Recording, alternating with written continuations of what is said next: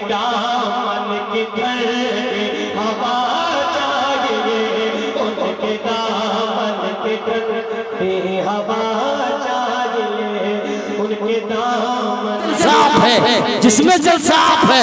यूं कह लिया जाए कि यहाँ के लोगों ने मेहनतें की है, जलसे के उरूज और जलसे के बका की जमानत आप है। लिहाजा आइए, जिन लोगों को डॉक्टर शहरियार साहब कबला से मोहब्बत है, मेंबर शरीफ पाव वाले पहले हाथों को उठाए। हमारी जमात के जिनकी आलिम बैठे हैं, नारे तकबीर। जरा ये उलमा बेदार है, आप भी नारे तकबीर, नारे रिसालत। खुदा का फजल है, शेरे रजा तशरीफ लाए हैं, शोरो आगही के बादशाह तशरीफ लाए हैं। वकारे सुन्नियत कहिए, अदब का पासवा कहिए, हमारे दरमिया ये रहनुमा तशरीफ लाए हैं। संभलता नहीं है हमारे संभाले, हमारा इलाका आपके हवाले।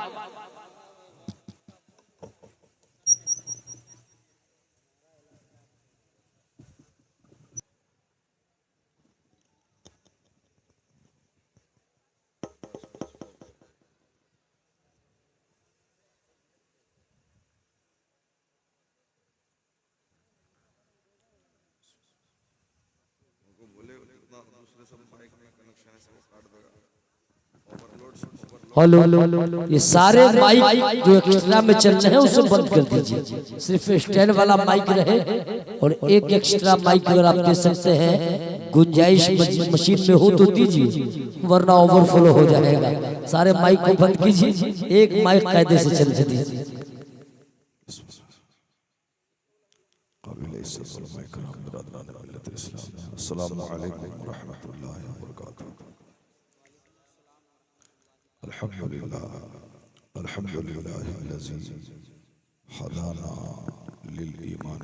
और जिंदगी में पहली बार यहाँ का जर्रा मुस्कुरा रहा है कि आज अलग अलग कबीलों, अलग अलग गांव के लोग एक साथ मिल बैठकर अपने खुदा का नाम ले रहे हैं।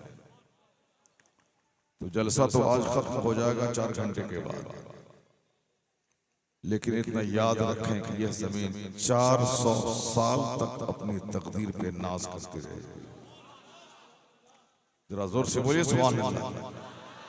और यहाँ मेहमानी खाने के लिए आप नहीं आए, नेकी कमाने के लिए आए। जब आप यहाँ से लौटें तो लाखों नेकियां आपके दामन में होनी चाहिए, बहुत सारे गुनाहों का दाग मिट जाना चाहिए। हमारे इलाके में खाने का सिस्टम नहीं होता। ये आपके समस्तीपुर और दलसिंह सराय इलाके में लोगों को खाना खिलाया जाता है जलसे में, ताकि लोग खाने के लालच में जलसे में आ जाएं। हमारे यहाँ 10-10 हज़ार का मजमा होता है, कभी कभी बड़े जलसों में 50,000 का मजमा होता है। वहाँ खाने की कोई दावत नहीं होती, लोग अपने घर से खाना खा के आते हैं और 7-8 घंटे जलसे में बैठकर सलाम और दुआ के बाद घर जाते हैं। सुभान अल्लाह। और यहाँ जितने लोगों ने खाना खाया है वो सब बाहर टहल रहे हैं, और बहुत सारे लोग खाना खा के घर चले गए। जैसे इमाम साहब की बेटी की शादी थी, आए खाना खाए चल दिया। जलसा को इबादत समझकर करना चाहिए। ये नेकी कमाने का एक बहुत बड़ा प्लेटफॉर्म है ये जलसा। मैं अक्सर कहता हूं कि आपने पहली बार जलसा करवाया, लेकिन बंबई में एक जलसे हैं जो 150 साल से हो रहे हैं, और 1 साल भी डिस्कनेक्ट नहीं हुआ जलसा। दादा परदादा ने शुरू किया था, दादा बाप उनके बेटों ने जिम्मेदारी संभाली। घर मकान बनाना, पेट पालना ये बड़ा काम नहीं है। दीन का ऐसा काम कर जाना कि आने वाली नस्ल बोले इस अच्छे काम की शुरुआत मेरे बाप दादा ने की थी।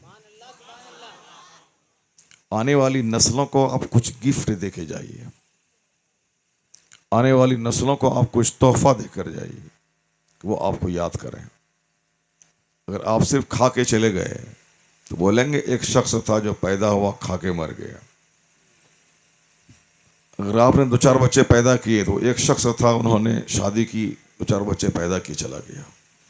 लेकिन अगर आपने कोई दीन का ऐसा मजबूत काम किया, आपने जलसा जुलूस किया, मदरसे कायम किए, मस्जिदें बनाई, 10, 20, 50 लोगों को दीन सिखाया, किसी अच्छे काम की शुरुआत की, तो लोग कहेंगे मेरा बाप वो था जिनको मैंने जब भी देखा नमाज पढ़ते देखा, दीन का दर्द रखते हुए देखा। आपकी अच्छाई का चर्चा वो करे। मैंने गरीबी में भी अपने बाप को झूठ बोलते नहीं देखा। 4 दिन का फाका था मगर फिर भी मैंने अपने दादा को कभी नमाज छोड़ते हुए नहीं देखा। इस क्वालिटीज का चर्चा होना चाहिए आने वाली नस्लों में।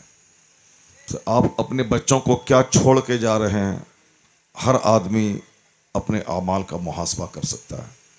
जलसा जुलूस 10 आदमी के ताउन से होता है, लेकिन इसकी बरकतें इतनी होती हैं कि ये समझ लें कि जलसा एक दिन में ख़त्म हो गया। ये ज़मीन क़यामत के दिन गवाही देगी कि इलाही मेरी पीठ पर बैठकर तेरे फलां बंदे ने तेरा रात भर जिक्र किया था।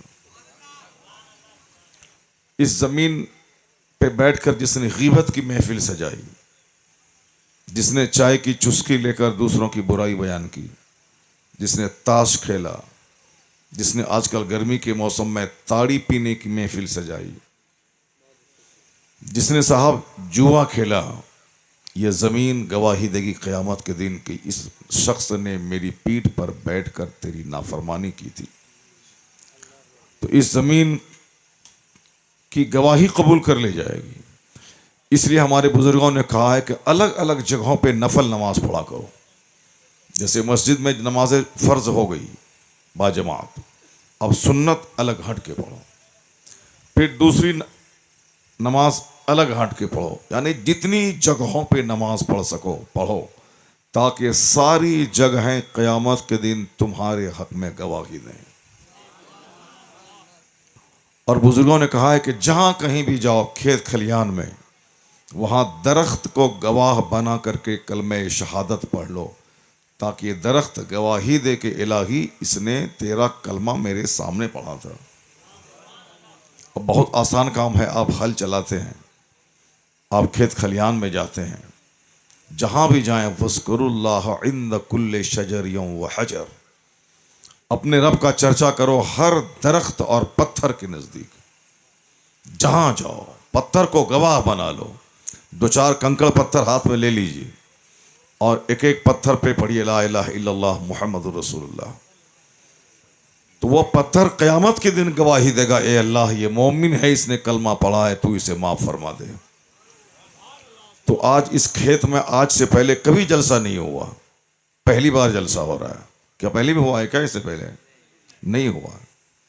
तो आज इस ज़मीन में आज से पहले इस पे फसल पैदा होती थी, गेहूं की फसल पैदा हुई होगी, मक्का की, गन्ने की, सब्जी की, बैगन, ककड़ी, खीरा, ये सब कुछ।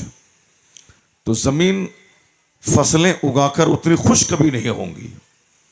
आज ये ज़मीन नाज कर रही होगी कि अल्लाह के इतने सारे बंदे मुझ पर बैठकर अल्लाह का जिक्र कर रहे हैं। तो हदीस में आया है कि ज़मीन का वो खित्ता जहाँ जिक्र इलाही हो, वह दूसरे खित्तों पे फ़ख्र महसूस करता है।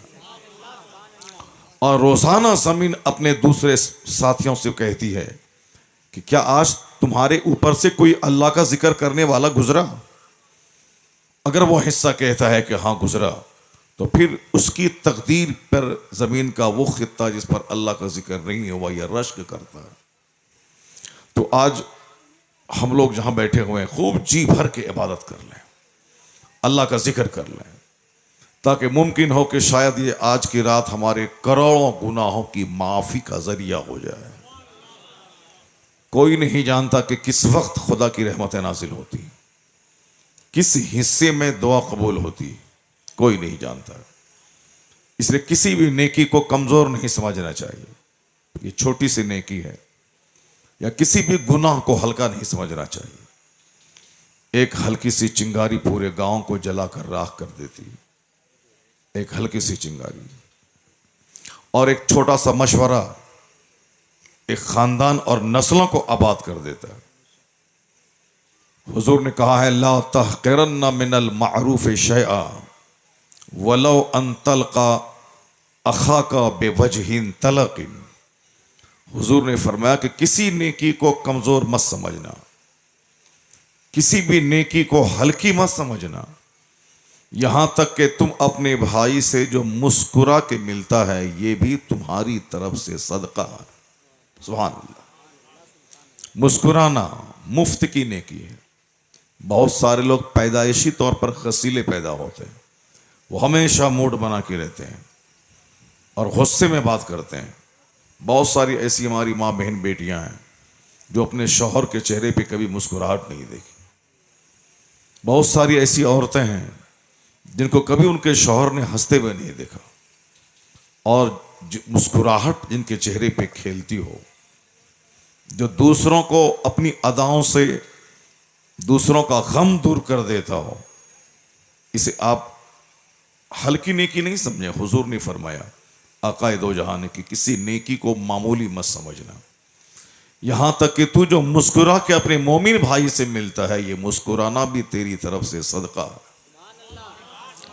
100 रुपए खैरात करने से जो नेकी मिलती है, एक मुस्कुराहट से वो अजर मिल जाता है। सामने वाले से मुस्कुरा की बात क्या करें, ए लका ए वहां कौन सब खड़ा है जी, जैसे देखिए वहां बहुत सारे बच्चे खड़े हैं सामने, आइसक्रीम कोई दुकान ना लगे। जब यहाँ खाने की दावत जलसे वालों की तरफ से हो रही है तो फिर दुकान की क्या मतलब है। खाना खाओ और बैठ के अल्लाह का जिक्र करो। कोई सामने खड़ा नहीं रहेगा। ये मेला नहीं है, ये दीपावली का मेला, दुर्गा पूजा का मेला नहीं है, ये खालिस इबादत का जलसा है। इसलिए सजाया गया है ताकि आप दीन सीख लें, 2 घंटे 3 घंटे अल्लाह का जिक्र करें और अपने मजहब को आप समझें। मजहब इस्लाम इतना खूबसूरत मजहब है जिसका हर काम लाजवाब है। छोटा से छोटा काम भी आप गौर करेंगे तो आपको लगेगा कि अल्लाह का करोड़ों एहसान है कि अल्लाह ने मुझको मुसलमान बनाया है। जब गौर व फिक्र करेंगे तब आपका कलेजा ठंडा होगा, तब आपको लगेगा कि मुसलमान बन के मुझ पर अल्लाह ने मुसलमान बना के बहुत बड़ा एहसान किया। जमीन भर अगर सोना मुझको मिल जाता, फॉर एग्जाम्पल आप ही के बारे में, दुनिया का सारा दरख्त आपका हो जाता, वो सारा दरख्त गोल्ड और डायमंड और सिल्वर, सोने चांदी हीरे जवाहरात का हो जाता, वो सब का मालिक आप बन जाते। लेकिन अल्लाह तबारक व तआला आपके सीने से ईमान को छीन लेता। यही कहेगा कि या तो ये सोने चांदी की ज़मीन और सारे दरख्त ले लो या ईमान की दौलत ले लो। अगर ये दरख्त ले भी लेगा सोने चांदी का तो कितने दिन तक सोने चांदी से फ़ायदा उठाएगा? 2, 4, 10, 20, 50 साल। फिर उसके बाद कहाँ जाएगा? खरबों साल, बेगिनती साल, महासंख्यों साल सदा जहां रहना है वो आखिरत है। वहां जहन्नम की आग में जलना होगा सब दिन, अगर यहां तूने कुफ्र कबूल कर लिया और दुनिया के खजाने को तुमने ले लिया। लेकिन अगर ईमान की दौलत तेरे पास रही तो किराए के मकान में रहा, नमक रोटी खाता रहा। कितने दिन तक रहेगा किराए के घर में? 50 साल, 100 साल। 100 साल से ज्यादा आदमी जिंदा नहीं रहता है। 100 साल के बाद जिंदा रहे भी तो आदमी वो जिंदगी कोई जिंदगी नहीं है, उसमें और मुर्दे में कोई फर्क नहीं। यहाँ तो 50 साल की उम्र ही में आजकल दांत टूटने लगा, आंख की बीमारी खत्म होने लगी, घुटने और टखने का दर्द शुरू हो गया। आजकल ये घुटने और टखने का ऐसा दर्द शुरू हुआ है कि 90% आदमी उसमें मुलविस हो रहा है। वो इंडियन कमोड जो बैठकर आप पखाना करते हैं टॉयलेट, अब वो ख़त्म हो रहा है पूरी दुनिया से। चूँकि लोग उसमें बैठ ही नहीं पाएगा, चूँकि बैठेगा वो घुटने का और पाँव उसका टूट जाएगा और पाँव फट जाएगा, इस कदर दर्द सबको हो रहा है। इसलिए मक्का में, मदीना में, पूरे अरब ममालिक में, अमेरिका से लेकर हिंदुस्तान तक सारे hotel, 5 star hotel, 3 star hotel, सब में इंडियन कमोड ख़त्म हुआ है, वेस्टर्न कमोड आ गया। वेस्टर्न है वो बैठ के पखाना करने वाला, चूँकि कोई वो ज़मीन पर बैठ ही नहीं सकता कोई, इस कदर ख़तरनाक बीमारी आ गई। तो 50 साल के बाद 1 दर्जन बीमारी और अगर जिंदा रह भी गया तो तड़प तड़प के बंदा जिंदा रहेगा। 80-90 साल में जिंदगी का खात्मा मरिए और चलिए अब वहां जहां खरबों साल रहना, महासंख्यों साल रहना। अब अगर बंदे के सामने ये बात है कि या तो सोने चांदी का दरख्त ले लो या ईमान की दौलत ले लो, जो अक्लमंद होगा वो ये 2-4 मिनट की दौलतों को ठोकर मार के सदा जिससे राहत मिलेगी वह ईमान की दौलत को कबूल कर लेगा, क्योंकि उससे बढ़ के कोई दौलत नहीं। तो फिर आपको अल्लाह ने वह दौलत दिया है, आप मोमिन हैं। बहुत सारे लोग हैं जिनके पास मकान है, ईमान नहीं। खरबों की फैक्ट्री है, ईमान नहीं। वो राजा महाराजा है, ईमान नहीं। जैसे हिंदुस्तान में हर डिस्ट्रिक्ट का डीएम, आप एक दर्शन समस्तीपुर का डीएम, हमारे पूर्णिया का डीएम, हमारे बिहार का सीएम और हमारे हिंदुस्तान का पीएम, सीएम और डीएम और ब्लॉक डेवलपमेंट ऑफिसर, बीडीओ, जिसको देखें इक्का दुक्का किसी को छोड़ के अक्सर लोग सब के सब हमारे और आपके नज़दीक वह लोग हैं जिनके पास ईमान की दौलत नहीं है, जो ईमान की दौलत से महरूम है। अब वो डीएम है, सीएम है, अगर आपसे कह दे कि तुमको मैं डीएम बना दूंगा, लेकिन एक काम करो कि तुम ईमान छोड़ करके बुत को सजदा करो, तो अगर आप आखिरत की और जन्नत की महत्व समझते हैं, वहां का महत्व समझते हैं, तो आप यही बोलेंगे कि मैं सारी जिंदगी हल चला के नमक रोटी खा लूंगा, मगर जहां ईमान बेच के डीएम बन के करोड़ों कमाने की बात आए, मैं उस नौकरी को थूक दूंगा। क्योंकि डीएम बना भी तो 30-40 साल की लज्जत है, अगर ईमान सलामत रहा तो महासंख्यों साल जन्नत का बाग मेरी तकदीर में लिख दिया जाएगा। इस नुक्ते नजर से अगर आपने सोचा तो आपका ये छोटा सा मिट्टी का घर लगेगा हीरे जवाहरात सोने के घर से ज्यादा कीमती।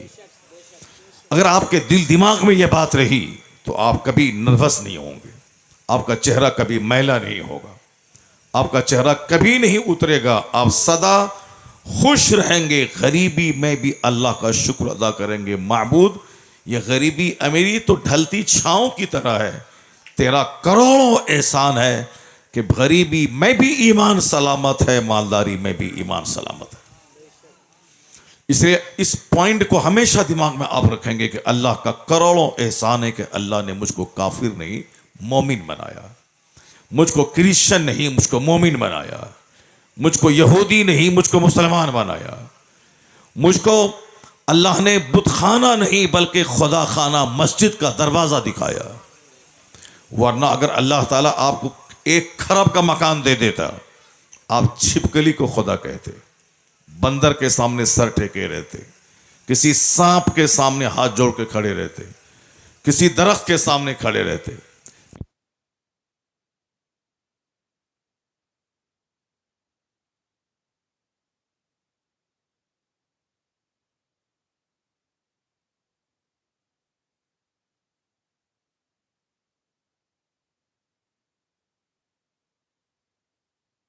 होती थी, अब वह जनरेटर की आवाज दिमाग गड़बड़ कर देगा।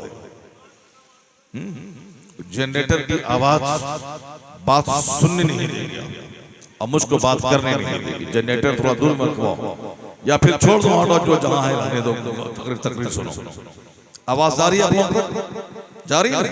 एक बार दरूद शरीफ पढ़िए, अल्लाहुम्मा सल्ली अला सय्यदना व मौलाना मुहम्मदिन मअदनिल जुद वल करम व आलिहि बारिक वसल्लम। सिर्फ 1 घंटा मेरी तकरीर मेरी मर्जी के मुताबिक